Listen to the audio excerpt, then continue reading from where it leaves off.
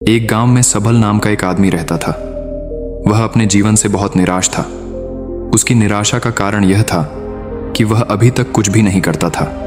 उसके घर वाले उसे दूसरों का उदाहरण देकर ताने मारते थे और कहते थे कि वह सब तो कामयाब हो गए और तू यही का यही रह गया। जब भी वह कहीं बाहर जाता तो लोग उनसे पूछते कि तुम क्या कर रहे हो, और उसे यह कहने में बहुत शर्म महसूस होती कि अभी कुछ नहीं कर रहा है।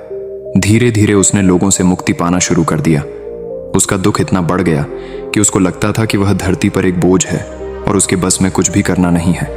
वह कुछ कर ही नहीं सकता तो वह जी कर क्या करेगा। मुझे मर जाना चाहिए, वह अकेले में बैठकर रोता और भगवान को दोष देता।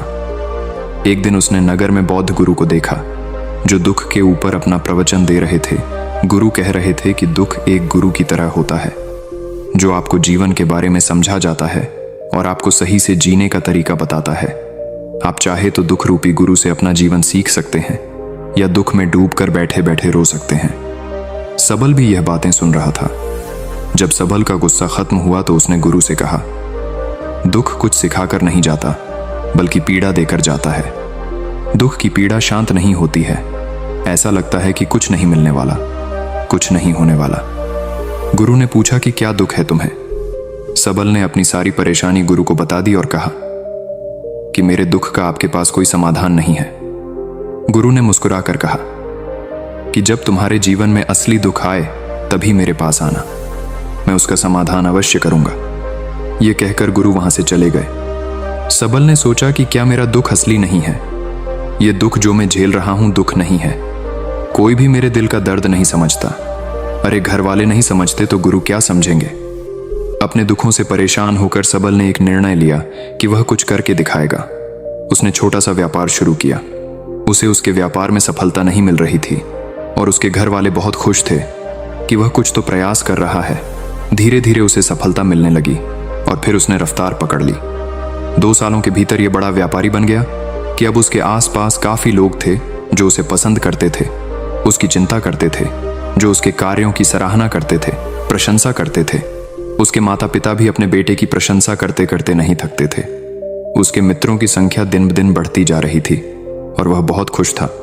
फिर उसके कुछ दोस्तों ने उसको सलाह दी कि उसे अपना व्यापार अब और बड़ा करना चाहिए।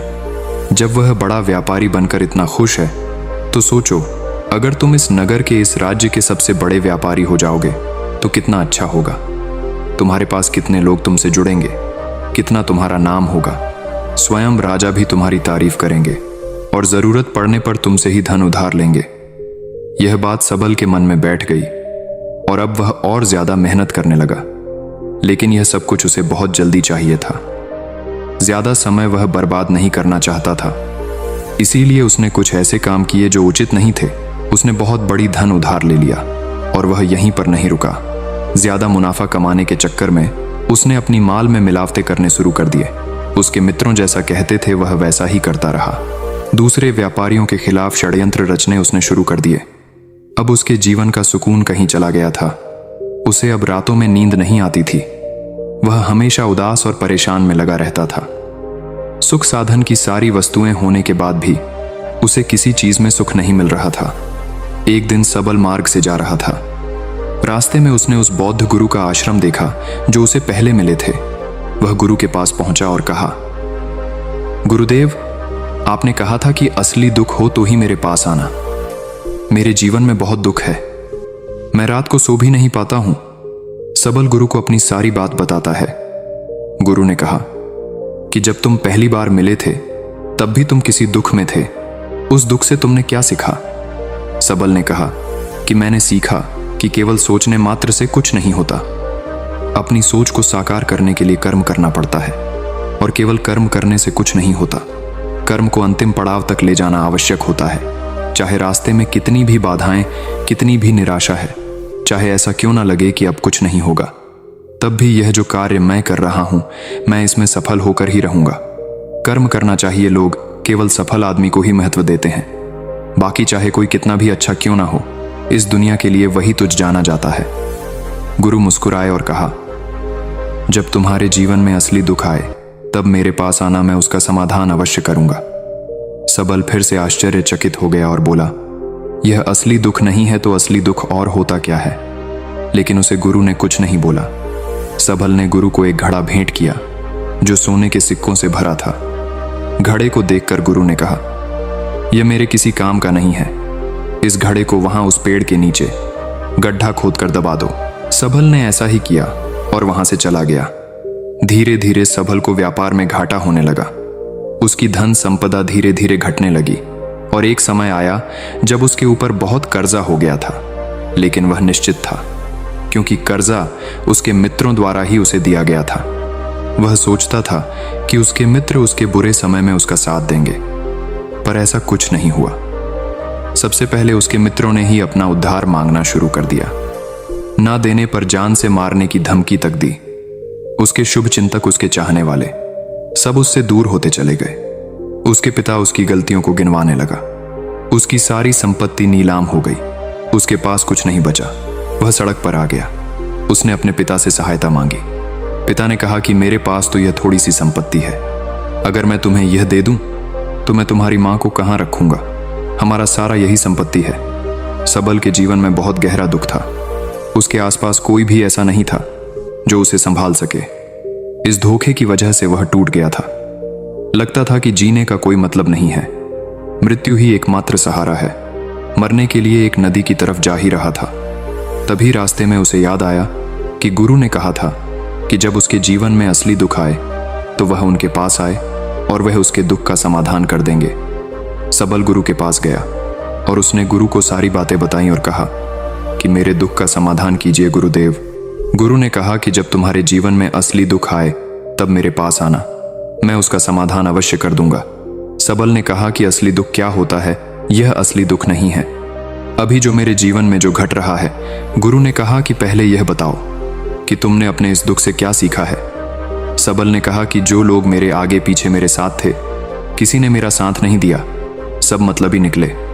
गुरु ने कहा, तुम्हारे बुरे समय में वह तुम्हारा साथ नहीं देंगे, बल्कि तुम्हारा फायदा उठाएंगे। भरोसा केवल उन्हीं लोगों पर करना चाहिए जो तुम्हारे बुरे समय में, असफलता के समय में तुम्हारे साथ खड़े रहे हों, और ऐसे लोग बहुत कम ही देखने को मिलते हैं।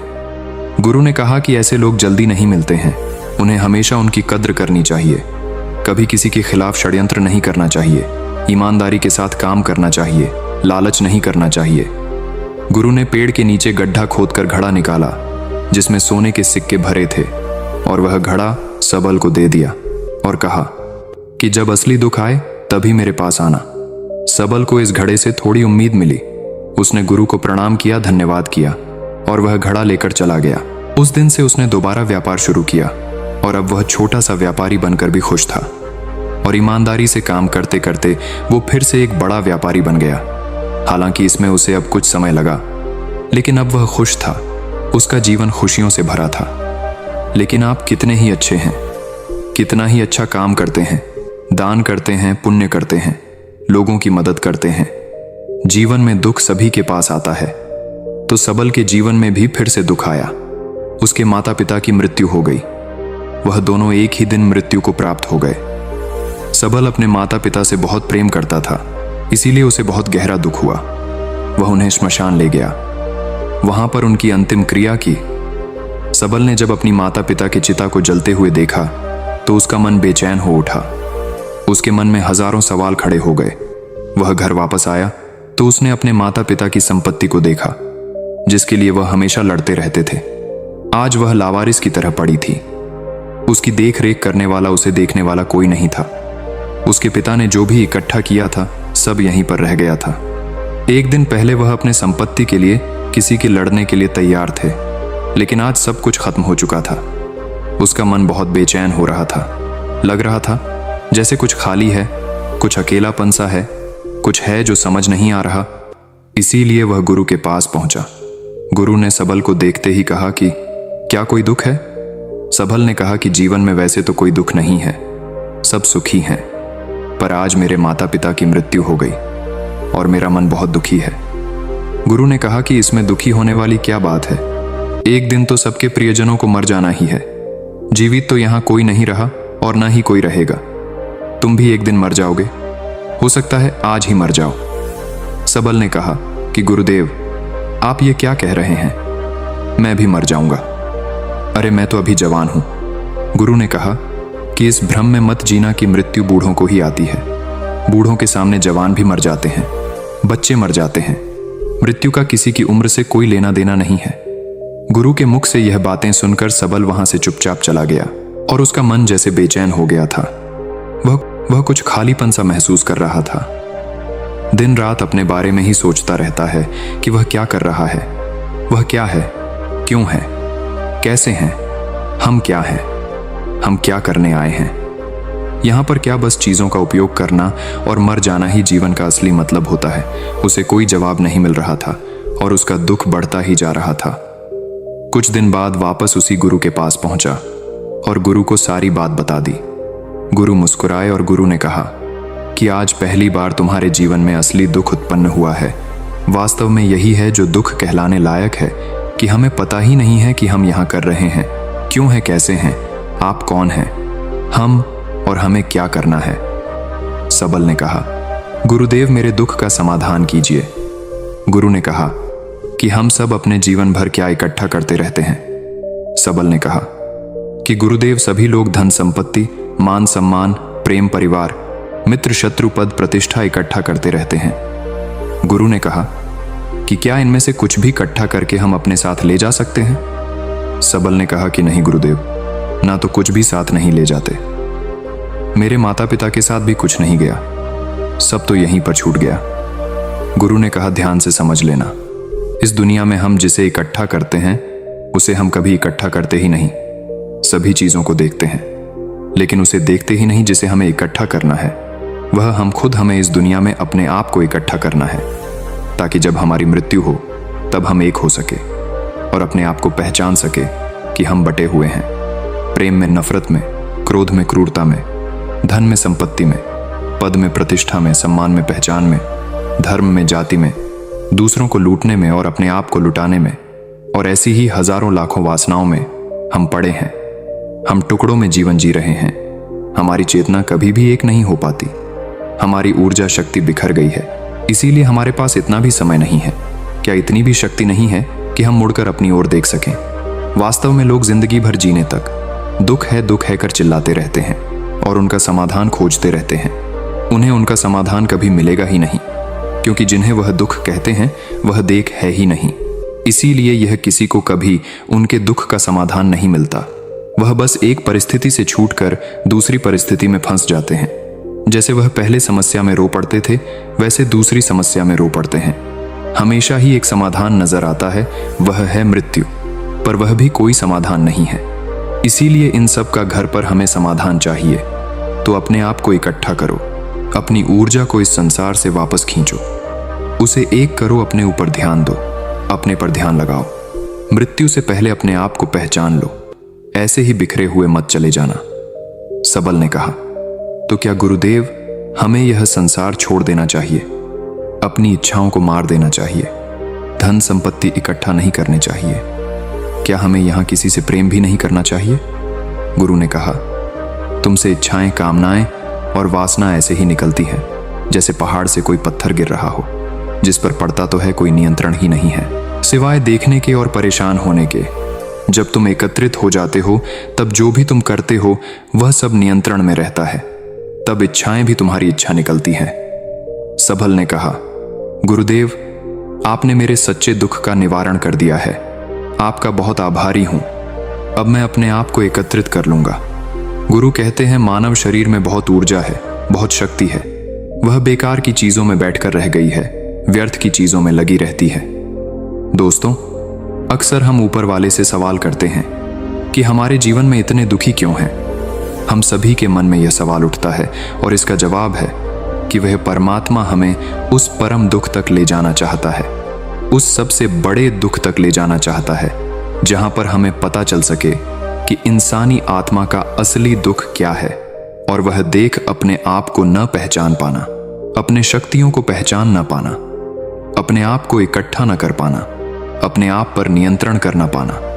हमारे जीवन में यही दुख होता है, लेकिन इस दुख को ना देकर हम सभी प्रकार के दुख देखते हैं। लेकिन इस भूल पर हमारा कभी ध्यान ही नहीं दिया कि हम वास्तव में होना यह चाहिए कि जब हमारे जीवन में दुख आते हैं तो हमारी सोच वहां पर जाने चाहिए कि मैं क्यों हूं, मैं क्या हूं। और जब यह एकमात्र दुख आपके जीवन में आपको नजर आता है, तब आप ध्यान की तरफ बढ़ते हैं, तब आप अपने आप को खोजने की तरफ चलते हैं। तो दोस्तों, आशा है कि आपको वीडियो पसंद आया होगा और नीचे कमेंट में जरूर बताएं।